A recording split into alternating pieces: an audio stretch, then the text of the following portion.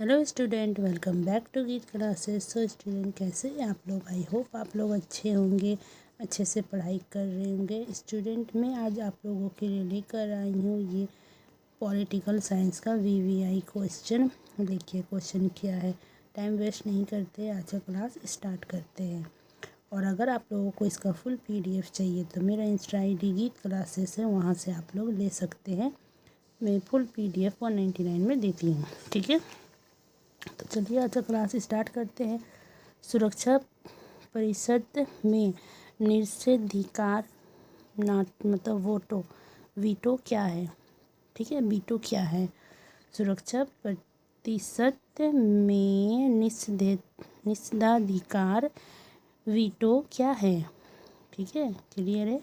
तो इसका आंसर है सुरक्षा परिषद के स्थायी सदस्य अमेरिका, रूस, चीन, फ्रांस और ब्रिटेन के पास निषेधाधिकार होता है। इसका मतलब है कि वे किसी भी प्रस्ताव को मंजूरी से रोक सकते हैं, भले ही बाकी सभी सदस्य उसके पक्ष में हो। ठीक है, सुरक्षा परिषद में निषेधाधिकार वीटो क्या है मतलब?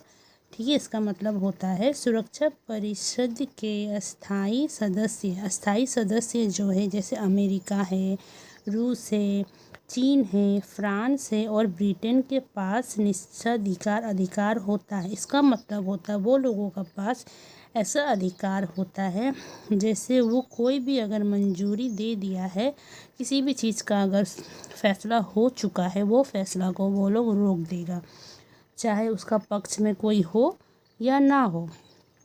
तो उसके रोकने का अधिकार वो लोगों के पास होता है। ठीक है, वही है निषेधाधिकार अधिकार होता है, वीटो।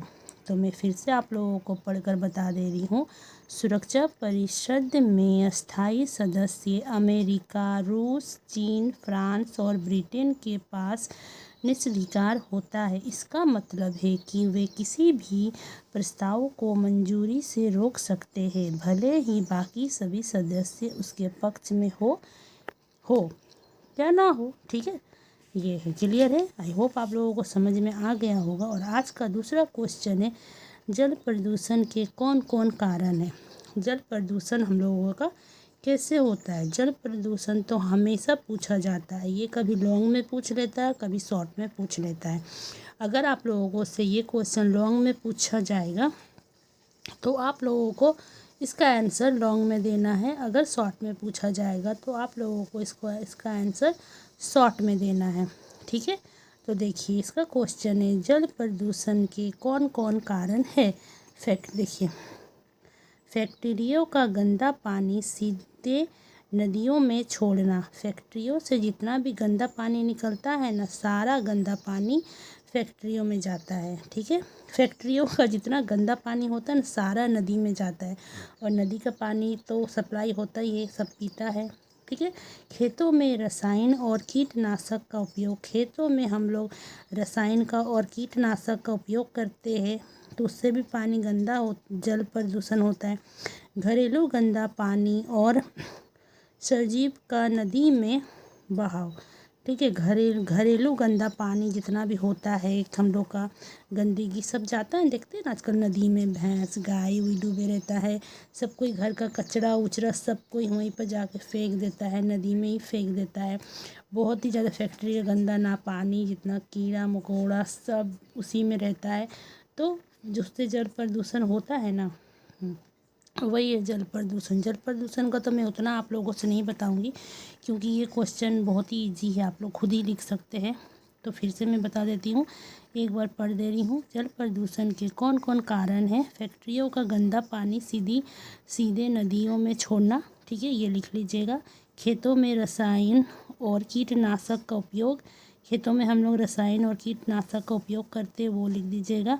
घरेलू गंदे पानी और सजीव का नदी में बहाव।